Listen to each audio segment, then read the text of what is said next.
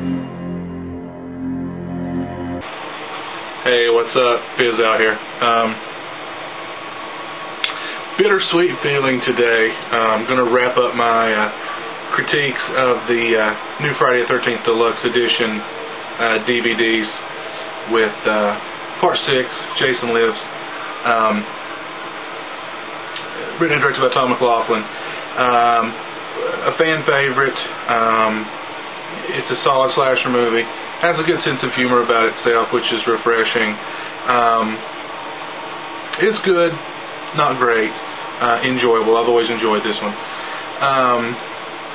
The story takes place several years after the events of Part 5. Tommy Jarvis has been reinstitutionalized, but continues to be haunted by Jason. So, to face this fear, Tommy and his buddy Horshack escape from the nervous hospital and decide to go to the cemetery where Jason's buried, exhume the grave, see Jason to prove that he is in fact dead, and to make sure that he does not ever rise again, they're going to cremate the body. All this goes hopelessly awry thanks to a fit of rage on Tommy's part and a couple of stray lightning bolts that resurrects Jason in a very Frankenstein-esque way. And carnage, bloodshed, triple decapitations, backs being pulled or being bent in ways that they were never designed to be bent. All ensue, and pretty fun movie. The special features are what really count on here, so let's get down to it.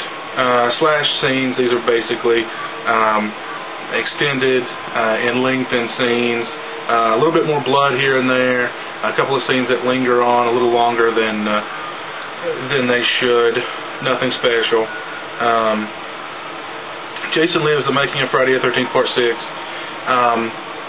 Whereas the making of documentaries on Part 4 and 5 were about 10 minutes long and kind of shallow, this one's actually 13 minutes long, but they managed to pack quite a lot of useful information into 13 minutes. They talked to Tom McLaughlin, they talked to special effects guys, they talked to the actor who played the sheriff, very briefly to the actor who played the caretaker, and it's actually pretty cool. Brief but cool and informative. So they packed a lot into 13 minutes on this one. It's the best making of featurette of the three new deluxe editions. Lost Tales from Camp Blood Part 6. Filler, useless, worthless. I will give it this: of the Lost Tales from Camp Blood shorts, this is the best, which still isn't saying very much. Crystal Lake Massacres Revisited Part 3, the faux documentary which started on Part 4 and continued through Part 5. Not as fun as it was on Part 5, but not nearly as lame as it was on Part 4. Okay, time waster. Nothing much. Meeting Mr. Voorhees, and this was a very interesting featurette.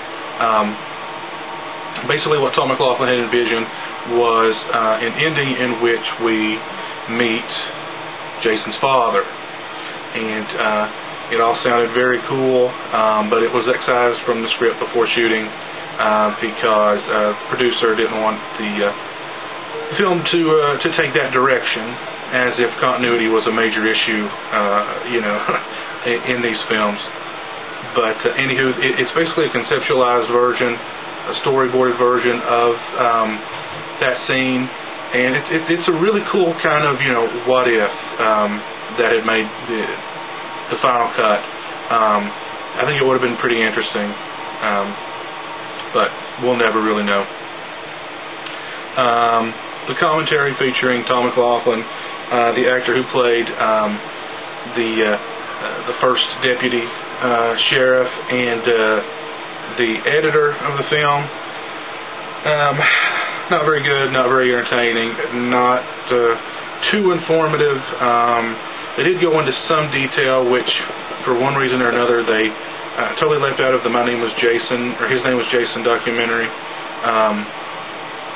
about the other actor who played Jason in the day scenes, the triple decapitation, all the stuff with the paintball. That actually wasn't C.J. Graham. That was another guy who's actually gone on to become, I think they said, a famous assistant director now in Hollywood or something. I can't remember. But that was kind of cool. I have to admit, toward the end of the movie, I nodded off for a couple of minutes, which I don't think is really the fault of the commentary, although the commentary is not great and it's kind of boring. I just chalk that up to a long day and not much sleep, but the commentary definitely helped me nod off for a little while. It wasn't anything longer than maybe 5 minutes at the most. But overall, Friday the 13th Part 6 Jason Lives, the Deluxe Edition. The making of is the best feature. It's the best making of the three new ones. And the Meeting Mr. Voorhees I thought was really interesting. Would have liked to have seen that in the final version of the film. Would have been very cool. Overall, I'd probably give this a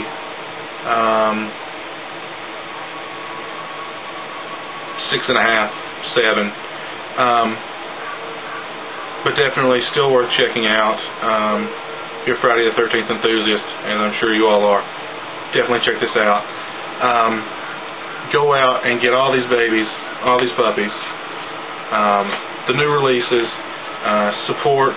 I'm sure you've all bought the Bare Bones DVDs, and then probably bought the box set on top of that. But they're just $13 more, and why not? This series has entertained us all for years, and why not give back just a little bit more? I want to thank everybody for checking out these videos, and for everybody who seemed to like them and commented and whatnot. I appreciate it. Until next time, hopefully we'll get Friday the 13th Part 7 and Part 8 Deluxe Editions before the end of this year sometime.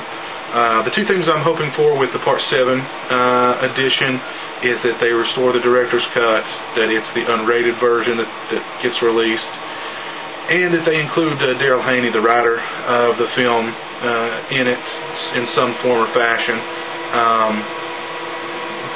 I think the reason Daryl Haney was not involved in the His Name Was Jason documentary is because his experience writing Part 7 was a very negative one, and he's been very outspoken about that and about the fact that he rather dislikes the film, which is unfortunate that's probably the reason why he was excluded from it. But I think he brings a different perspective to the whole series, and I've read a few different interviews with him. He seems to be an interesting guy. He's really outspoken, like I said. So that's what I'm hoping with the Part 7 Deluxe Edition. Who knows what to expect from Part 8 Deluxe Edition? I don't know, but anyway, we'll definitely looking forward to those two. And until next time, peace.